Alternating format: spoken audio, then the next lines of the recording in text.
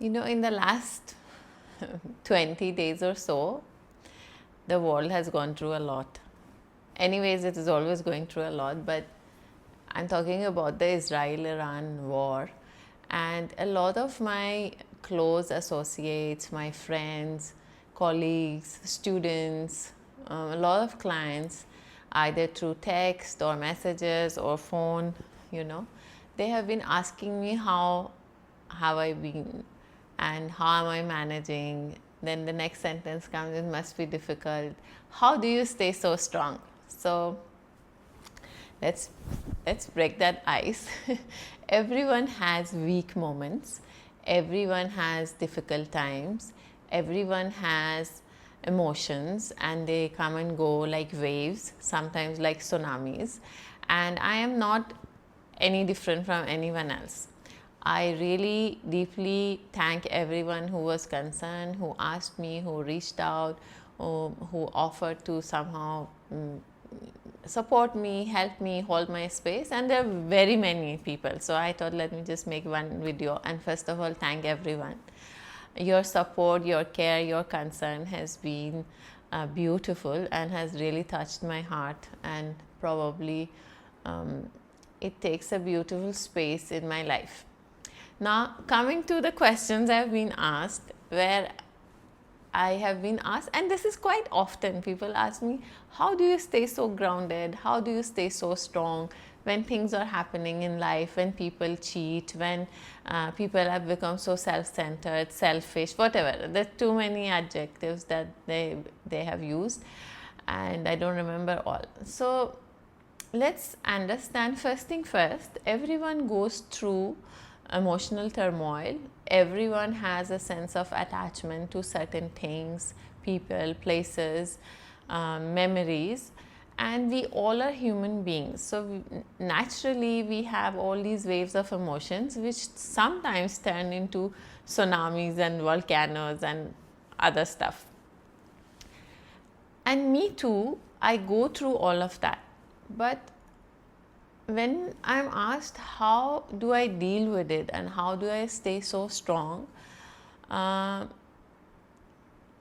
really don't know if I'm strong, but what I feel is that people like me are more grounded. And what do I mean by that is that when something is happening at the time that thing is happening, we all go through turmoil, we all are trying to find solution. But the whole idea is to first be able to accept that the situation is what it is, whether it's a relationship, whether it is a war between your country and another country, whether it is someone troubling you, whether it is work, whether it is financial issues, whether it's an illness. I think the whole of life is about being able to accept the moment for it, what it is, yet have a vision and a way of thinking forward to be able to be progressively look for solutions and resolutions. And sometimes we must understand that we cannot provide a solution, that things are not in our control. So I think the biggest mistake most human beings, myself included, till some time back, we have made or we are making is that we constantly want to be in control of everything. There are very basic stuff and really vital to our life which we absolutely have no control over. Let's say you're breathing, the way your body functions, what's happening inside your body, the weather, natural calamities, two countries deciding to fight with each other. We really do not have a control over something. And not something, I would say 80% of life we really don't have control. And if we think we have control, that's actually our misunderstanding. The only thing that we can control is our state of being. And what people see as a strength or what people see as resilience is actually a practice. No one is really born with that.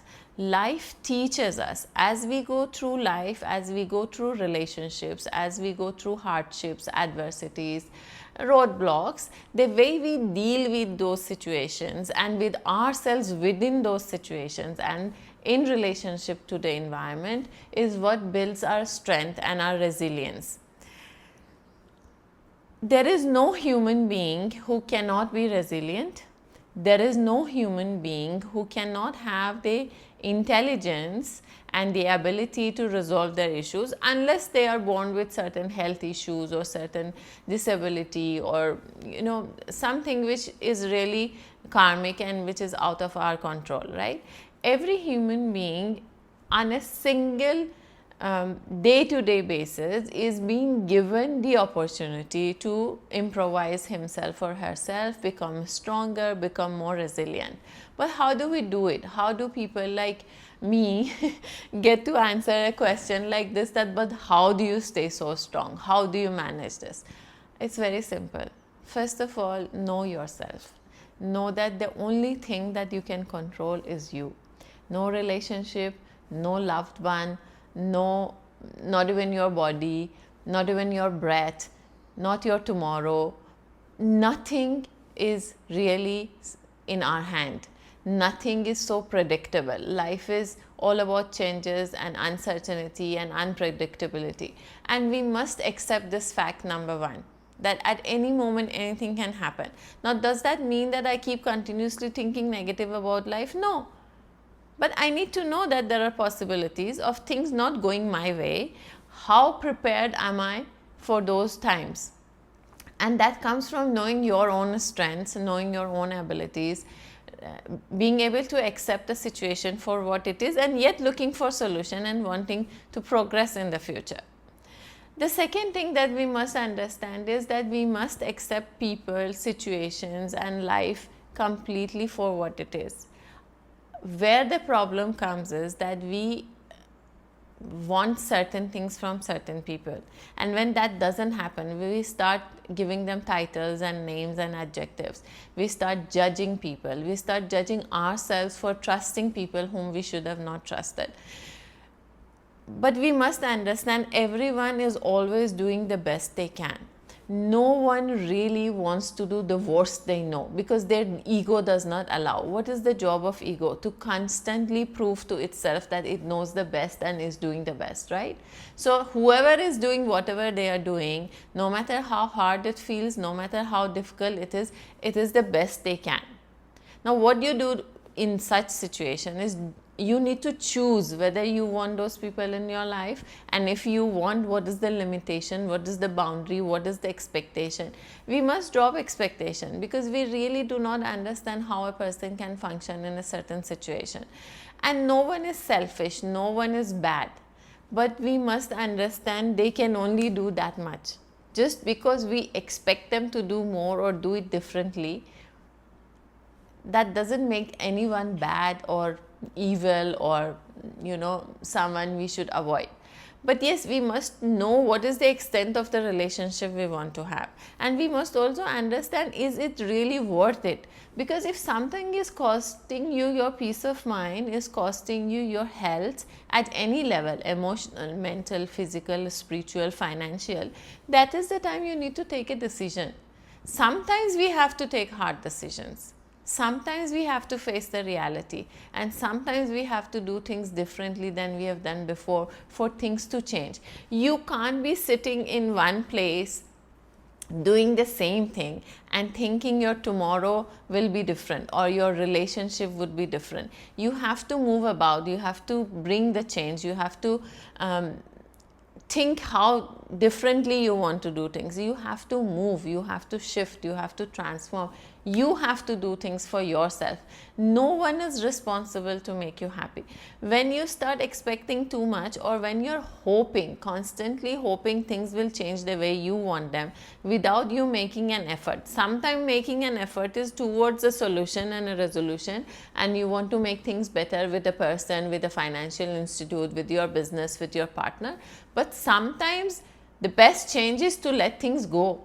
But you have to have the courage to do any of these two.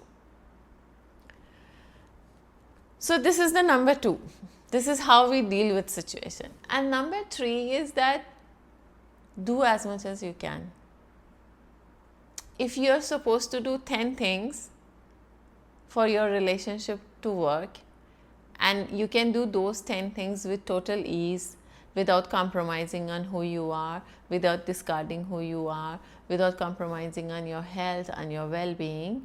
Please go ahead and do your best to keep the relationship, the business, whatever it is. But if you do 9 and 9.25 is becoming too heavy and burdensome, and it's becoming too difficult, and it's costing you mental health or emotional health, you are doing the bit which is extra, which neither you deserve to go through nor the other person deserves to receive. Understand everything is transactional, but there are certain things you cannot really exchange them with anything. It's your time, it's your youth, it is your health, it is your state of being, it is your principles.